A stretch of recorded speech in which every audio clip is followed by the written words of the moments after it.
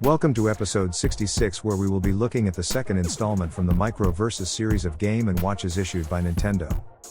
Today's game is called Donkey Kong 3, and features the second appearance of Stanley the Bug Man. This handheld was first offered for sale August 20, 1984, and sold approximately 250,000 units worldwide. The instructions booklet differs from the traditional style we have gotten used to, by having a picture of the unit on its cover, showing the two controllers deployed, with, surprisingly, player 1 to the right, and player 2 to the left-hand side. The production code is not shown, but was AK-302. The unit's battery requirements, insertion, specifications and care, is swiftly followed by a detailed explanation on setting the time. On the following 2 pages, it lays out the requirements to set and activate the alarm function, before explaining the various parts and controls, such as the fact that player 1's controller operates Stanley the Bug Man, while player 2's controls Donkey Kong, the single spray, or fire button, and the correct use of the directional control, or D-pad for maneuvering during the actual gameplay. This is followed by a clearly labeled game screen display. Also, it goes on to show how the bug spray works, and the fact that it's limited to only 3 loads, before returning to the drip filling station. In the How to Play section, we see a confirmation of which character is controlled by which controller, and the details of the single player option with Game Mode A, as well as the multiplayer, Game Mode B option with the handicap function.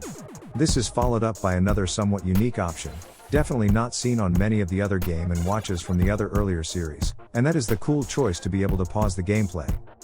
The opposite page gives an explanation of how to deploy and stow the 2 detachable controllers, which finishes up this portion of the booklet. With the unit's cautions and specifications completing this instruction booklet for this Game & Watch. So in 1984 we got this Game & Watch, but it should be known that it was an interpretation based upon an arcade machine from the previous year. The arcade version had the same name as today's star and focus, Donkey Kong 3, and this arcade version did alright in Japan, but sadly had marginal success in the United States. And because of that success in Japan, the game was released on the Famicom in 1984, the same year as today's Game & Watch. Donkey Kong 3, Dai Gyakushuas in Japanese, or Great Counterattack in English, was a sort of follow-on, or mini-game, released only in Japan. This is likely due to the title's popularity there, albeit in a very limited medium, such as the home computers like the NEC's PC6601, or the 8801 model, as well as the popular Sharp X1 Turbo. This was a shooting game, that differs from the original Donkey Kong 3, with the elimination of the raised previous platforms that allowed you to choose Stanley's vertical elevation. This was a much more simplistic, straight-up Galaga-style shooting game. And it took until 1986 to get the game released on the Nintendo Entertainment System, and this is likely due to its initial poor reception as an arcade game. What is not so well known, is it's revealed in Donkey Kong 3, that Stanley the Bug Man is actually the cousin of Mario and Luigi. Considering that Stanley replaced Mario as the default character in this Donkey Kong adventure, it's only fitting that the Mario, Luigi and Stanley crew kept it in the family. We first met Stanley the Bug Man back in 1982, when he appeared in the multi-screen Game & Watch called Greenhouse. If you want to watch this episode on our channel, it was episode 33, and I'll leave a link in the description section below. Stanley is not playable in the Super Smash Bros. Series. However, there is a homage of sorts. There's the Stanley's trophy to win in Melee, also Mr. Game & Watch uses his sprayer as a weapon called Greenhouse, matching its first appearance. And before we write poor old Stanley off, he was the central character in the Saturday Supercade cartoon series, then ran an entire run, so he's a lot more famous than you'd likely think. The Micro vs. series was comprised of 3 units, and we've already completed the first one in the range, that was the Game & Watch called Boxing, or Punch Out, during our last episode. That only leaves Donkey Kong Hockey, which is the blue-colored handheld, seen here to go. Obviously that's going to be the focus for episode 67, but today's little green machine is absolutely adorable, and it's remarkable what can be done with a simple LCD screen and that very limited technology. But the results are an impressive themed game. Another unique aspect of the console is that it used a far more complicated battery cover than was previously used on other systems in the range. The unit is, however, still operated by 2 LR44s, but these are inserted and housed within the battery cover itself, and in the vertical orientation compared to earlier series. The cover is situated inside the unit, so it's not visible when the unit is closed, and it's located between the 2 controller cables.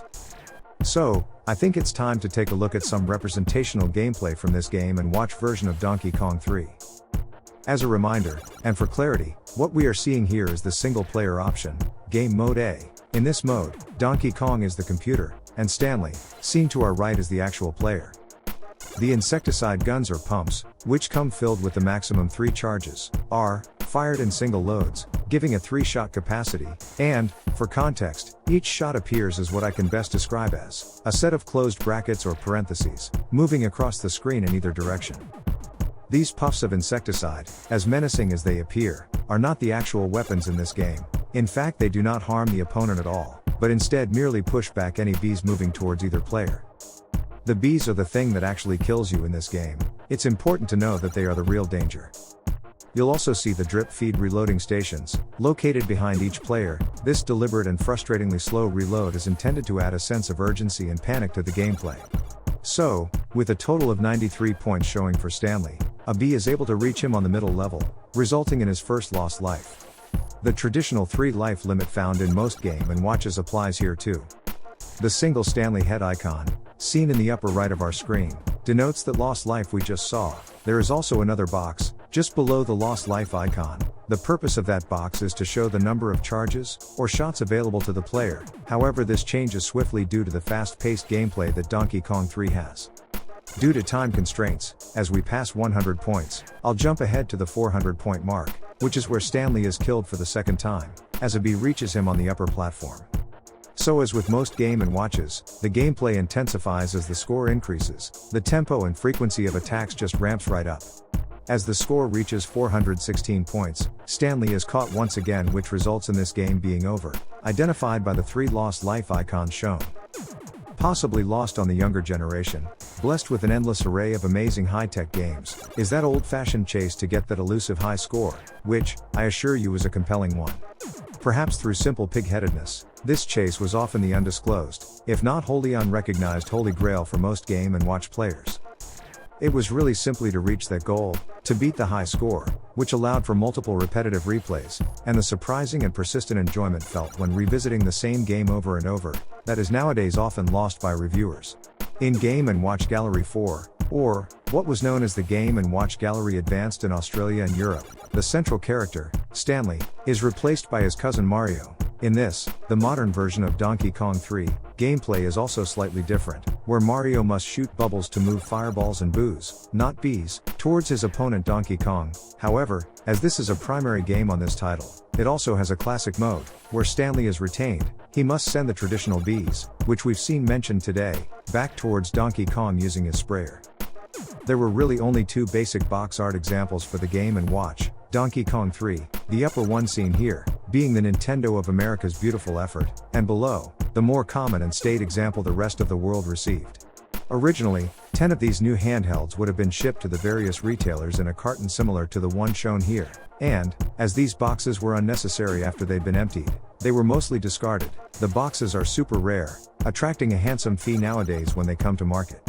Well, that just about wraps up today's show. I'd like to finish out with a nice little photo montage of today's star in focus, the Micro vs. System, Game & Watch from Nintendo, called Donkey Kong 3. I hope that you've all enjoyed both the presentation and research that has gone into this episode. If so, please feel free to leave a supportive thumbs up, a comment or question, or even consider subscribing. But most of all, I'd like to thank you for sharing your time with us here on our channel today.